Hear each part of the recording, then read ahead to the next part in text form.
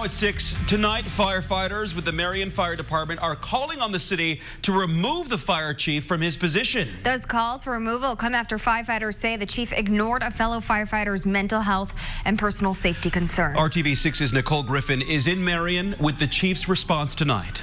Firefighters here at the Marion Fire Department say they are stunned about comments that the fire chief reportedly made to a firefighter who confided in him about PTSD symptoms that he was having. They are now asking the city's mayor to demote the fire chief or for him to step down. It's probably the least common thing for someone to actually talk about it. Is to be honest with you. My part. Captain Jordan Lamb has been part of the Marion Fire Department for 12 years. He's also the local union president. Day after day, he responds to difficult calls.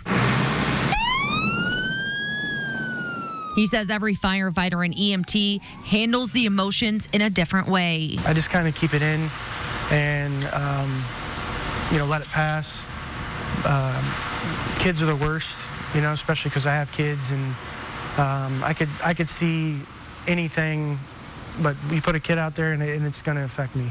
The department recently went through mandatory suicide awareness training. One firefighter came forward to the chief expressing his feelings of PTSD. It was the chief's response that has other firefighters upset. The fire chief said, well, we'll tell your family what a great guy you were. Lamb says the chief then made a joke referencing the death of another firefighter. I don't think the chief meant it by any means. I think he was just trying to lighten the mood. But that's not your job. Your job is to hear the cry and get this guy some help. I spoke to Chief Jeff Williams, who has received disciplinary action from the city. He is limited on what he can say due to his position, but in part says this is a personnel matter. I cannot comment on any comments taken out of context during a mental or physical health related conversation.